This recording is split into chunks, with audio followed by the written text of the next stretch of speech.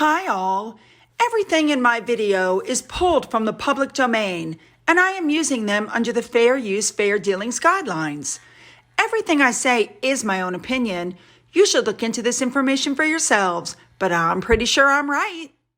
Good morning, everybody. I hope everybody's having a fabulous day. Now, if you followed or if you saw my live a couple days ago, then you pretty much know what's coming, and there is a lot of it. So hang on and let's get there, shall we? Let's go. Now, first of all, I want to throw out my birthday wish for Prince William. I love this picture that Charles chose to put up when he sent out William's birthday greetings. And of course, some articles were put up with pictures of William from first being born to then being on the balcony, heading to school, typical your life in photos. I loved each and every photo, every stage of his life. I think it's just wonderful. And I have to say, I love the fact that William said he could either go the way that Harry went, or he could make his mother proud and live up to her memory. And that's the road that he chose. I love that. I think if she could look down right now and see him happily married with 3 children, she'd be immensely proud. Next up, we have King Charles, who co-hosted the Ukrainian Recovery Conference at St. James Palace. This reception actually took place ahead of the conference. It's being reported that the Ukraine launched something called the Lugano Principles, and this is supposed to lay the foundation for the reconstruction process of Ukraine and help unite the world in supporting this effort. Present were heads of government, senior officials, and some Ukrainian civil society leaders. I think that's fabulous that King Charles has not forgotten this. You know what I'm saying? I think it's fabulous that he keeps plugging at it. All right, moving on. All right, let's move on. It is now day 2 of Ascot. So let's look. In the carriages, the first carriage had the King and Queen and the Earl and Countess of Halifax. The second carriage had the Duke and Duchess of Edinburgh, Lady Sarah Keswick, and the Right Honourable Lord Soames of Fletching. That's who's in the carriage. Sophie's outfit for today was a little bit more expensive than the day before. The dress that she's wearing was £3,450. It was a Susanna silk dress. Now, of course, we know that Ascot is on. You have to look a certain way. I love this lady on the left, this blue thing that she's wearing as well. Now, I thought her hat was white as well until I looked at a couple of these photos, and when the light shone through, her hat was actually shown to be pink. I don't know why I thought it was white. Maybe I'm going colorblind. Anyway, when you saw this picture, that's when you really saw the color. A big thank you to Remoulade Sauce again for the outfit. Now, we're going to move on to Edward, who was looking mighty dapper in his outfit. I really like him. Anyway, you get up a little bit closer to that tie of his, and the design on the tie shows you that it's silk jockey shirts. How cute. Yep, that's Edward, always looking dapper. All right, let's move on. All right, now we're going to move on to Zara and Mike on day 2. They came in the carriages. Zara was sitting next to Maureen Haggis, and I believe Mike was sitting next to Princess Anne's husband. Don't quote me on that one. It's really hard to see sometimes in these pictures. Anyway, she looked absolutely gorgeous as usual. I love the fact that she doesn't mind putting these different colors together. You know what I mean? She's wearing the purple with the green. I think it looks very nice. I will say that I love the detailing on her hat. Who needs sunglasses when you have hats like that? Because they literally keep the sun out of your face. Thank you to Remoulade Sauce again for the information on her outfits. I just love her. Again, very unpretentious, very down to earth, very relatable, and she and her husband make such a cute couple. Here's a picture of her just chatting away with Andrew Lloyd Webber. I wouldn't even know what to say. All right, now we're going to move on to Princess Anne, Zara's mother, the Princess Royal. She went back, and they're saying that what she was wearing was like vintage 50s glamour. Now, she did not ride in a carriage on day 2. I don't know why, but her outfit was like a Tiffany blue A-line pleated dress. Looked very nice with the jacket and the hat. Now, for the second day, when Charles and Camilla arrived, Camilla looked so nice. I love the jewelry, the necklace. If I'm not mistaken, I could be, but I believe that's the outfit she wore to Harry and Meghan's wedding. She just changed the hat. I think she just, recycled. Now, of course, it wouldn't be right for me to show you all these fabulous photos if I didn't also show you that Johnny was present at Ascot.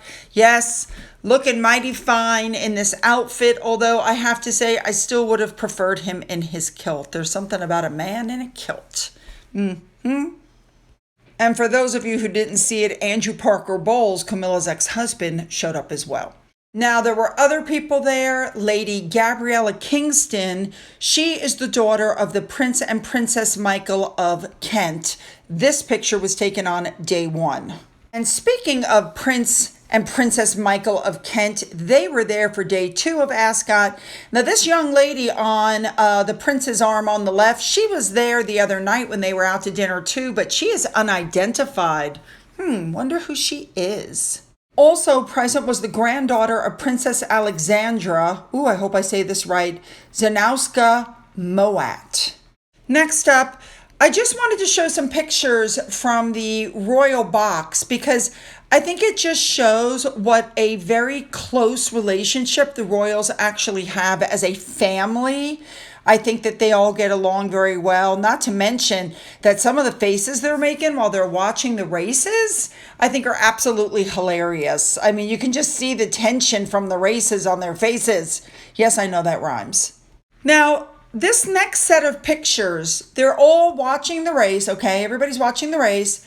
Everything looks fine. They've got their binoculars out, they're watching, and then it's pretty obvious that something happened. You can just see it. And it's pretty obvious also that whatever happened, you could tell that it was a pretty big deal. Something massive happened. Well, here's what happened. Frankie Dettori, who was riding King Charles's horse, was banned for 9 days after he rode the horse saga on day 1. Unbelievable. Apparently, the way he was riding the horse caused another horse to become, quote, severely unbalanced because he cut inside during the early part of the race. And that made another jockey on another horse take a, quote, significant check. And it was a domino effect. Then another rider on another horse, and then another rider on another horse. And so, yeah, he received a ban, and he can't come back for the rest of Ascot. I cannot imagine riding for the king and having that happen. Anyway, moving on, Mike and Zara presented the trophy to the winner of the Queen's Vase, or Vase, however you want to say it, during Ascot.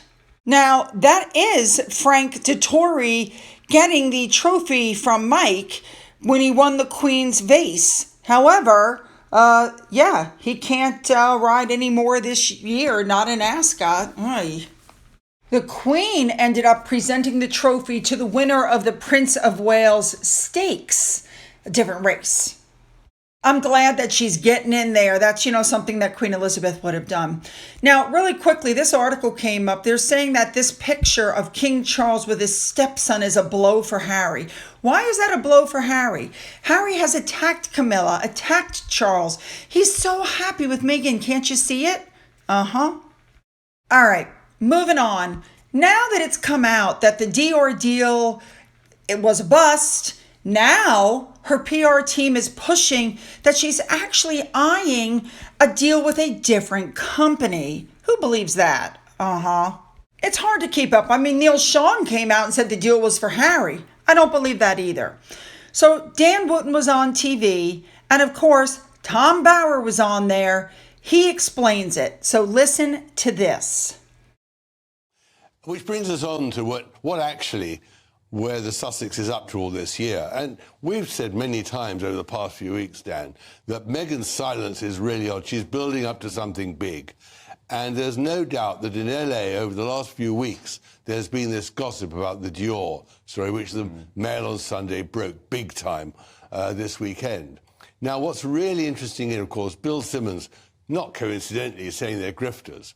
But what's really interesting in the rebranding of the Sussexes is, what I also heard very recently is, that Meghan decided that her real object in life was to be Diana. That has always been her passion. That has also been Harry's passion. And Meghan went to the extent of suggesting that they should drop the name Windsor and take the surname Spencer. So she'd be Meghan Spencer, the new Diana. And I think this is a plan that they have actively discussed? They've actively discussed it, not only by themselves, but with others too. This isn't something that's plucked only in their minds. They were actively trying to recast themselves as Diana and Meghan Spencer. And that is... So he would go from Harry Windsor to Harry Spencer too, his mother's name. But that would be a devastating blow it was, but that is his father. Absolutely, it's all about the break-off. And they also have given up the Sussex title because you've got the new incarnation of Diana, which I think it all makes sense if you look at the extraordinary photographs of Meghan this weekend. Very thin, very, very thin, getting ready for the Dior modelling. You know, the new Sharon Stone or Cara Delevingne. I mean, the image was important, and it's all now sabotaged. Everything is broken up. And that's a great blow to them because they're looking for something new, and now they're going to have to look for something again. So potentially changing their name, I mean, that's a seismic thing to do. They'll be aware of that. Presumably, Tom, the suggestion there is they acknowledge that this has been a disaster so far in Hollywood. It hasn't worked out as they hoped. Absolutely, and that was, I think, what we hadn't realised until now, and that's why Dior, it's just a way out of it. Yeah. I say we never negotiated. She was looking for a whole new world. Let's just clarify, Dior, once the grifter comment came out, and once the story ran in the Mail on Sunday, Dior have seen the backlash and quickly said, no. We never would talk about it, and they certainly were. But the whole point is for the Sussexes, as they still are, and they're not yet the Spencers, at the end of it, they've sabotaged themselves. They shot themselves in the foot by being so controversial. And I think that is what people like Dior and other corporations fear. They don't want to be associated with that sort of controversy. So what the Sussexes is a tainted brand? A tainted brand, even a damaged brand, and now a brand which is looking for survival. So let me clarify for those of you who might have missed it or didn't understand what was just said. They're saying that Harry and Meghan's rebranding plan was to go from Windsor to Spencer to completely take over Diana. But because of what happened with Spotify and Dior, the whole thing's been blown out of the water. The truth of the matter is, Meghan doesn't just admire Diana. I think on some on some level, thinks that she is Diana. And of course, we know that Harry thinks that she is the reincarnate of his mother and he has to save her. And this is why he's going along with the whole thing. Now, a couple things run through my mind when I see this. First of all, that tells me that Harry is still under her control, under Meghan's control. She still is dripping poison in his ear. And because otherwise, why would he agree to such a thing? That just shows you how far down the rabbit hole they've gone, or she's taken Harry, in my opinion. That's just my opinion. Number two, I don't know if you can do that, if they're going to be legally able to do that without permission from the Spencers. And we know that Harry is still in touch with his uncle, but I think William is still in touch with them also. So it'll be interesting to see which way, this flies. Okay. Number three, she has been trying to say that she is Diana incarnate ever since she told Harry that she was pregnant and thinking of doing what her mother was thinking of doing when she was pregnant with William. We all know what that is. Then there's the constant wearing of clothes that are redone from the clothes Diana wore. Then there's the fact that she wears Diana's perfume. I mean, she has taken this man so far down a rabbit hole, it's like not funny. But I did a video, you guys, It has to have been a year and a half ago at least. And it was with Calvin Robinson. You guys know he's now an ordained minister, and Sky News. And I'm going to give you a little clip of what I said a year and a half ago. Listen to this. Where they're going to be cashing in essentially on poor Prince Harry's late mother. They've already talked about their young child Archie. His first words were Grandma Diana. Who believes this rubbish? Oh, honestly? please. It's gone crazy. So they're claiming all of this stuff. They're trying to cash in on Diana's name in order to up their fame. Rita. Oh, thank God William was born first is all I can say. I mean, can you imagine King Harry and Queen Meghan? My God. Now, Meghan was obsessed with Diana, according to her childhood friends, who was also a bridesmaid at her first wedding. And you do wonder about whether she wants to be Diana. Apparently she did. She read Diana's book and she wanted to be Diana. But also on the first point, yes, Meghan is actually obsessed with Princess Diana. It's quite creepy. And the weird thing is that in her first Oprah Winfrey interview, she said she'd done no research on the royal family. She knew nothing about them. We know that to be untrue. And again, she's drawing those parallels between racism just in order to, play that victim card and make herself look like someone that people can relate to. All right, moving on. Neil Sean is now reporting that Harry and Meghan's attorney are looking at Bill's comments, about them saying that they're grifters, to see if there's anything legally that can be done. That's part of the First Amendment, the thing that Harry said was bonkers. But it's that same First Amendment that allowed him to go on the Oprah show and trash his family. Now, it looks like her PR team is in overdrive. Look at this article. Meghan Markle's fashion icon status makes her designer dream. How about this one? Prince Harry is hurting Archie. What did I tell you guys about the blind item? They're going to start throwing that man under the bus. It's coming. The separation's coming. All right, moving on. There's a rumor coming out that Kate... it says Kate Middleton, but she's the Princess of Wales, Catherine. She did a successful podcast 3 years ago, and there's a rumor coming out that Spotify wants to have her on them. Of course, her money would go all to charity. So you have to wonder, is this the end of the road for Meghan Markle? Most of us would hope so, but knowing her, probably not. All right. So now that they've been called grifters by Bill Simmons, who's a top exec at Spotify, and everything seems to be going wrong with them, Stephen Smith, who is an ESPN analyst, stepped up and decided to throw his hat into the ring. And he said, no one's interested in them unless they're making headlines with their feud with the royal family. He said, and I'm quoting, if Prince Harry and the Duchess of Sussex ain't complaining about the royal family, I don't know if anybody cares what they have to say. Spot on. I guess he realized how far he went with his comments, because he says, and I'm quoting, I'm not trying to dog her like she doesn't have talent or anything. She did really good on Suits. I love Suits, but nobody cares what they have to say unless they're insulting their family. There you go. Next up, we're going to talk really quickly about Meghan and Michelle Obama, because, according to the book Revenge, Meghan met with Obama during Michelle Obama's 2018 book tour in London, because she was, quote unquote, determined to fashion a special relationship with her. So she went backstage. She also arranged to meet Michelle Obama again for dinner at George Clooney's house near Windsor. And but eventually, what's come out of this whole thing is that Meghan tried to use her role as a duchess to, force relationship, and it didn't go well. Apparently, they're saying that the Obamas were very taken aback by Meghan's attitude, and she underestimated the amount of respect that the Obamas had for the Queen, and that Meghan did not appreciate that relationship, and her attitude really alarmed Michelle, because she gave advice to Meghan, and Meghan spread it out into the public. So in case you guys haven't figured it out, Michelle Obama spotted a grifter from a mile away. There you go. And in case you also haven't noticed, the floodgates have opened, okay? Between being called grifters by Spotify, twats by, Sharon Osbourne's daughter. We all know what happened to Sharon. And Dior canceling anything of a deal. These two are so on a downward spiral. All right, we're ending with this picture of Finn. I had to take him to the vet. He has an ear infection.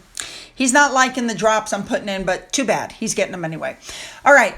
Don't forget to leave those comments below. Don't forget to hit that subscribe button. If you've already hit the button, double check. Make sure you're still subscribed. Go into the description box. You'll find the links to my Twitter, my Getter, my Rumble, my email, my everything, my physical address. If you've donated to my coffee fund or through the thanks button, thank you so much. And as always, you guys, have a great day.